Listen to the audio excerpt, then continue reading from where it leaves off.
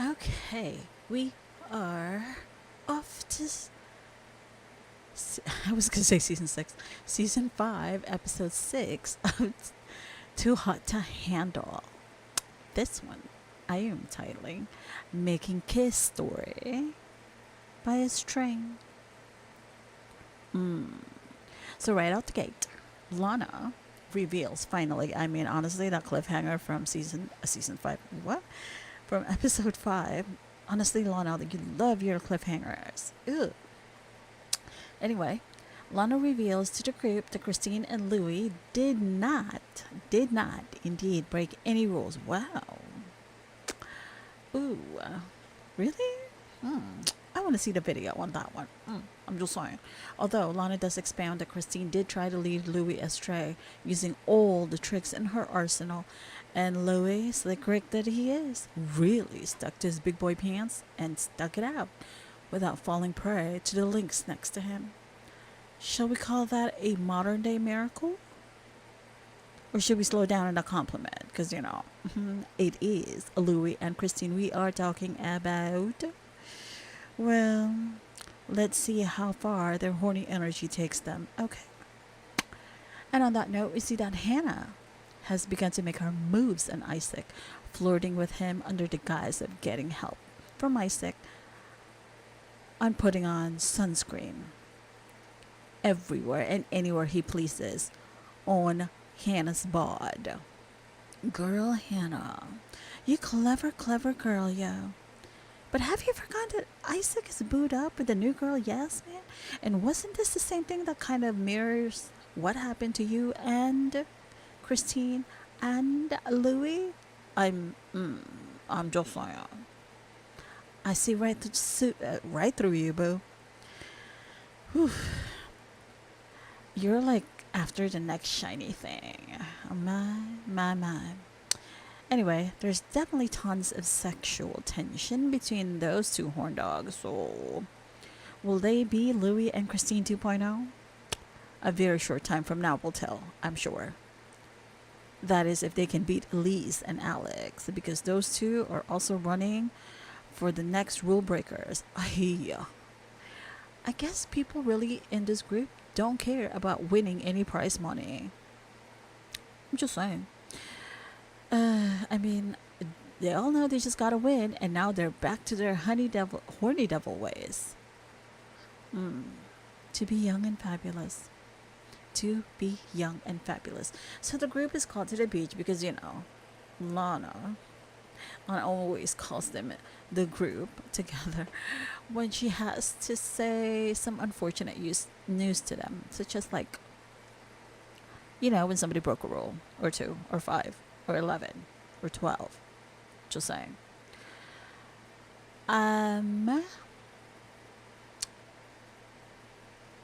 Lana does surprise them with a gift, and it's in a box. Isn't that cute? I think Lana's getting soft on these miscreants. I really do. Really. But oops, I think I spoke too soon. It turns out the players were each given watches, which means it will track if they really truly have a connection, a deeper connection with their partner. It's supposed to turn green. If not, then well, hell. Forget it. There just isn't going to be one for you, okay? I'm kidding. But when it does turn green for you and your partner, that means you can break the rule for a short period of time. Okay, not for the whole day. Jace nets. And knowing Lana, it's probably just like less than 2 minutes. So if if you can release your volcanic energy in less than 2 minutes, handle it. I mean, handle it. Let's leave it at that.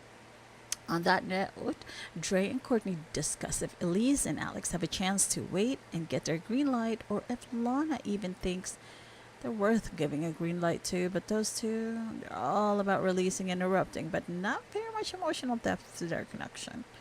Far as I've seen on the screen anyway. And Isaac is throwing out not so subtle hints that he needs to hook up with someone to release some tension. And his boo Yasmin isn't exactly on board with it. Well, Isaac, we already know. maybe boot up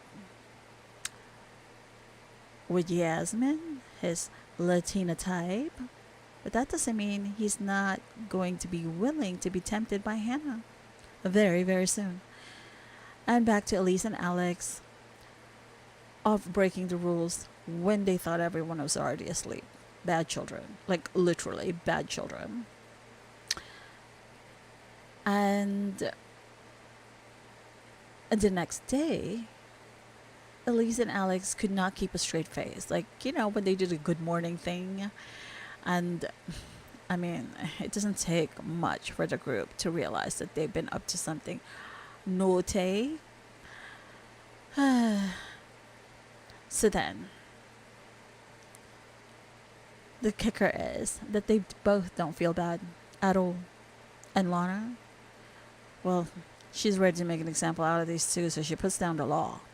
Disrespect is too much for her, with them kissing for 12 minutes. 12 stinking minutes, like, wow. Lana, that's like literally 36K. Yeah, 36K down the drain. Like, holy shit. Those are expensive kisses, honey. They better have been like something with gold flakes or something. And now the prize fund has whittled down again. Down to 110K unless someone commits a rule break. And to further drive it home, Elise and Alex needs to be able to prove they have a real connection within 12 hours, or they have to be booted out the retreat. But isn't that going to be a good thing for them if they get booted out? That means, they can release some volcanic pent-up energy. I'm just sorry. Isn't that what they've been trying to do? I mean, they should just go. Like, GTFO. But, that's just me. And I'm not the producer of the show. So, Lana thinks to help Elise really share her in-depth emotions, she's going to bring her and all the girls to a workshop without male restriction. And Elise still is having a difficult time sharing her authentic self. She does pull up and opens up a bit about the hurt in her life that has kept her from having meaningful relationships. So, the men's actual reaction, though, to the ladies' return from their workshop was hilarious. But, time is a ticking for Alex and Elise. And so they get sent to 2 final date. I mean, their connection is palpable, but they're not able to be vulnerable with each other. So they needed to just get on with that or not. And ooh, honey, did they get in-depth and vulnerable? I don't know what is going on right now, and I can't even say my words outright correctly. Maybe I'm hungry. Maybe I'm just hot. Or maybe both. Anywho, so the two are rewarded with a green light and get on to kissy. Hello. But are we forgetting something? AKA the Hannah, Isaac, and Yasmin love triangle? Because just when I thought Isaac finally had figured out what he should be doing by sitting in bed with Yasmin, it turns out he was actually letting her know that he's going to be sleeping in Hannah's bed instead. I'm like, what? WTF? Are you for reals? Like, wow. Like, mouth doesn't open that wide, but you can imagine the, like, those 3 letters just kind of expanding and minimizing at the same time. Wow. Hot damn. That cheetah outfit really got him sidetracked all the way to Hannah's bed. Meow.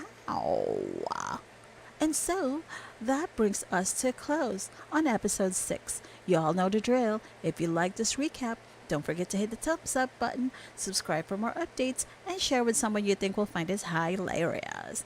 Alright, darlings. So again, remember, leave grace for others. I will see you on episode 7.